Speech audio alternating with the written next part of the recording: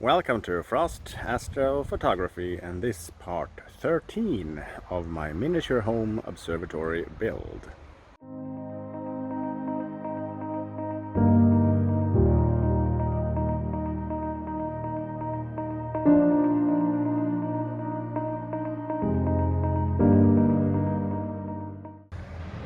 In this video I'm going to finish construction of the rails as well as strengthening the support structure for the rails and the roof. I'm also going to start looking at cable management and what I'm going to mount on the inside of my observatory as walls. I'm probably also going to start construction on the gear motor that is supposed to automate the opening and closing of the observatory roof.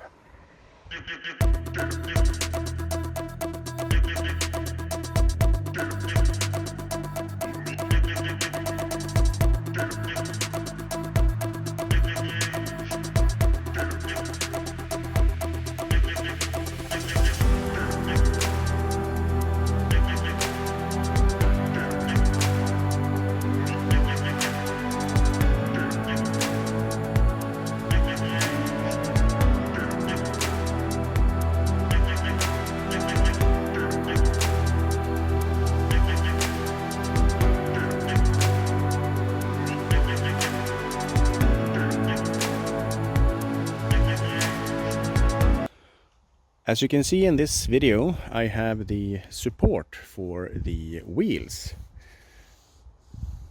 limiting the movement of the roof outwards. I'm now going to extend that out onto the outer rail support system that is made up of treated wood. So I've cut a piece here that I'm going to attach to the rails, and that will prevent the roof from falling off the rail support structure system. It will also help the roof to slide on and off straight and not be caught up on anything.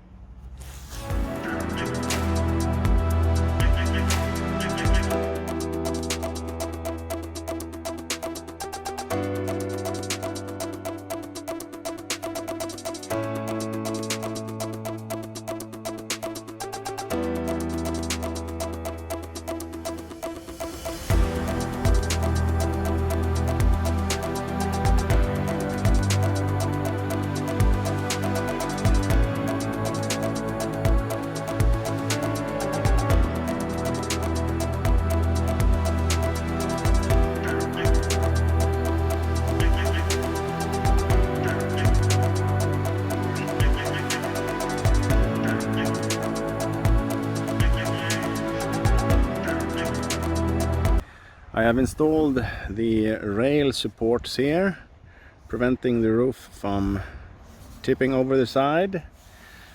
Same on the other side.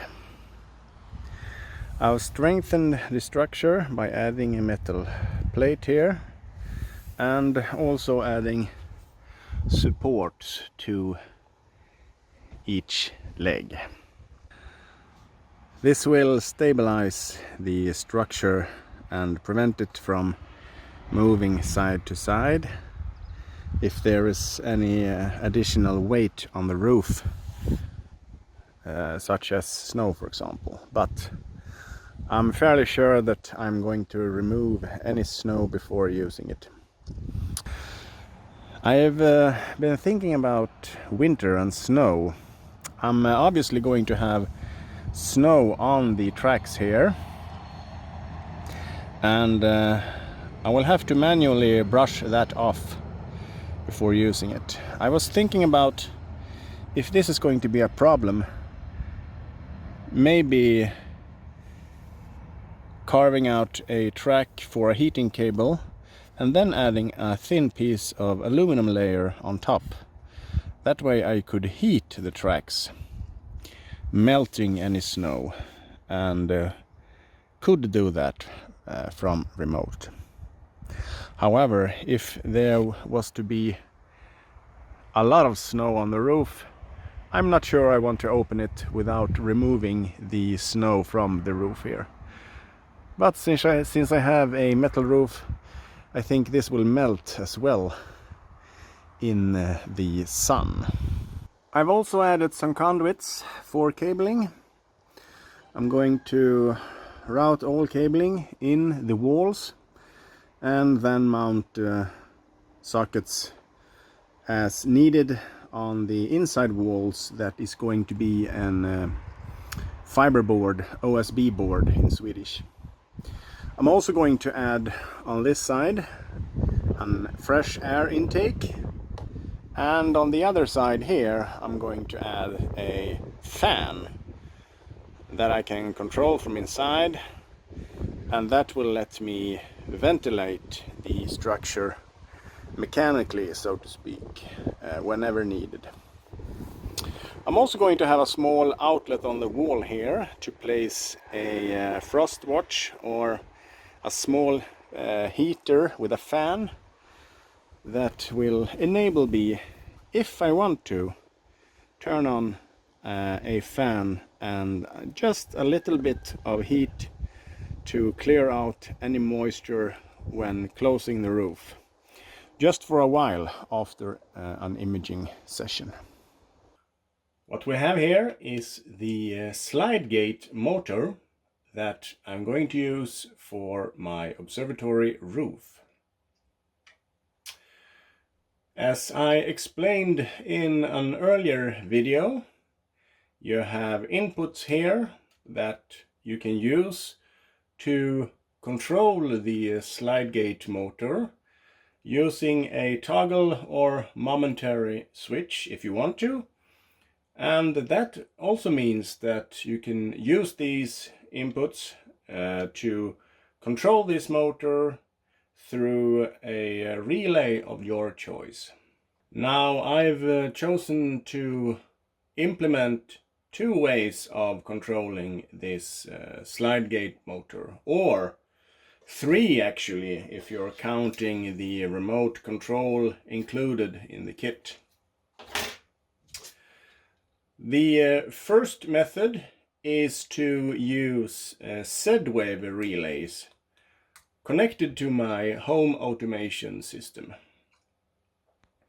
This can be done through these Cubino Flush 1D relay that uses a potential-free output that you can use to directly connect to the pins on the motherboard that will act as the switch, a momentary or toggle switch.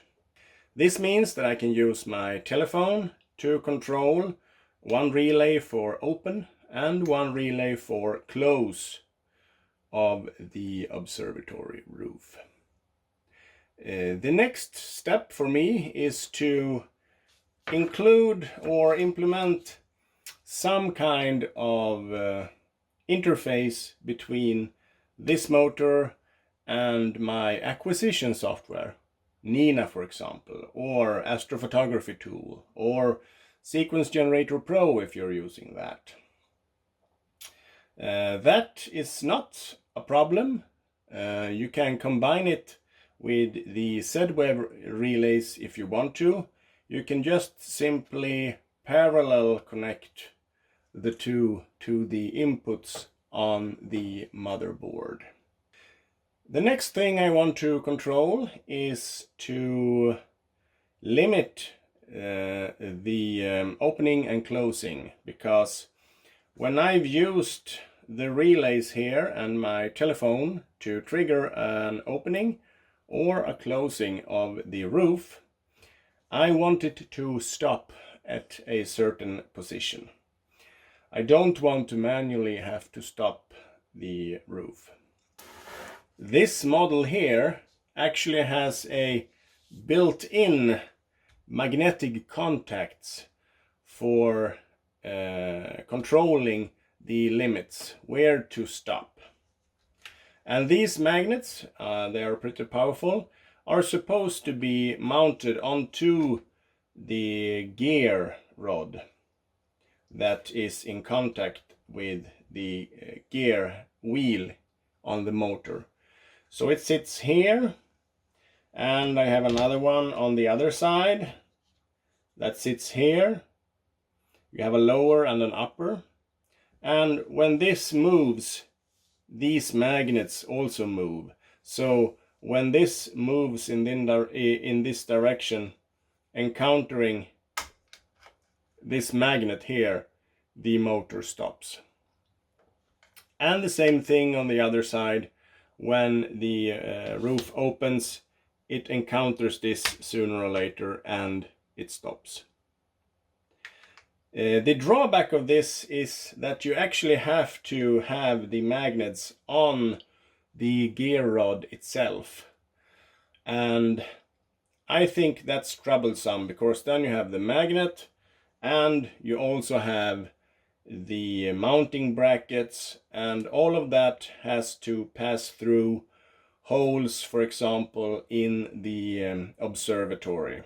And I want to minimize all that. I just want to have the gear rod. So I thought there are pin in and outs here on the actual motherboard to handle this. And I don't want to destroy anything. I might want to use this in its original application at some point in time. So I figured I'll buy a magnetic contact, normally closed, I think it was, and then try to see what happens. I can place these anywhere. I can place one on the roof, for example, and I can place the other one on the observatory itself, and I don't have to worry at all where the motor is placed and how the gear rod is placed. I just need to make sure that the magnetic contact switch is in contact whenever the roof is fully opened and fully closed. So as you can see here, you have two blue wires and one black, and the black is a ground, so that is a common, and it is shared between two. So one magnetic contact switch you screw to the blue and the black, and the other one you screw to the other blue and also the black in the middle. Now if you want to, you can remove the original magnetic contact here and simply remove it altogether. But since this is one unit and everything is held together by this, I just keep it in place and just attach the extra magnet. So now I'm going to demonstrate. I'm going to use the remote to start the motor, and then I'm going to demonstrate that I can stop it with either two of the magnets. So I'm triggering the motor, and then use my magnet. You can see that that worked fine. I can also, if I want to,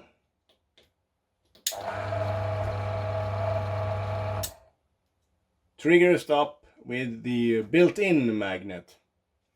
So now I can place these two wherever I want in my observatory and make sure that they line up perfectly to stop the roof when it's fully opened and when it's fully closed. And then I can use my mobile phone and my home automation system and trigger closing or opening. And in the long run, I want to build an Arduino interface and let Nina control the observatory roof, so I can include it in a photo session sequence, so I can have the roof open or closed automatically by the software. So I need to have the motor in the middle, or that is what I figured, since I really need the roof to roll off evenly. I don't want to place the motor mounts facing this way, because that will have the motor stick out longer than if I place it on the side. But if I place it on the side, then I will need to make new mounts. I will need to have some kind of wood or metal plate to attach it to. This way or the other way.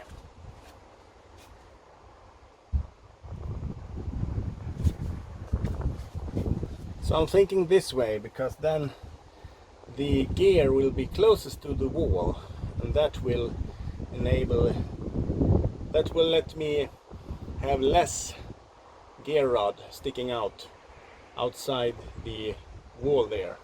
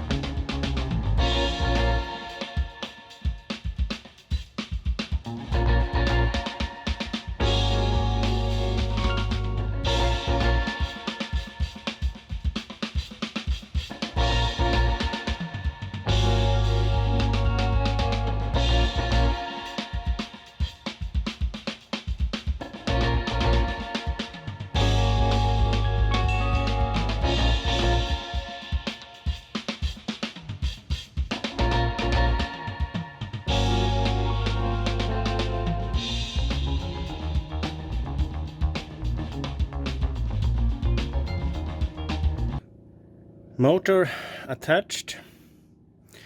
After a few problems, I had to manufacture a new support, since I wanted to mount it sideways so that the gear rod will flow as intended, I would say. Also, I wanted it turned this way so that the gear would be closest to the wall here. I had to make a couple of joists that I joined together with steel plates, as well as some extra mounting support for that, and below here to support it. I think it's steady as a rock now, you can't move it. I've attached the motor itself with some heavy duty screws and This is a hazard, as you can see, so I'm going to cut these off and file them down. The gear rod is also pretty heavy duty, adjustable if you use the mounts that came with them. And this will be placed exactly in the middle of the roof, like this. Probably a joist running the entire length of the roof, and this will be attached to the bottom of that joist, giving it room to move. I think it will be placed up here or something like that. So I have conduits for electrics, 230 volts, that I'm going to let an electrician install, of course. And then I have another conduit for the control wires, the inputs, because I'm going to have my relays inside the garage. So I'm just running control cables out to the inputs here, and the relays will be inside the garage. I'm also going to be running some sensor wire, but I'm gonna run that when everything is completed. I'm gonna cover the inside here, and I'm going to have to cut out this structure now from the OSB board, but that won't be a big problem, I think. Thank you so much for watching this video. Please give it a thumbs up, and if you like my videos and this content in general, please consider subscribing to the channel. And as always, until the next video, I wish you have some clear skies.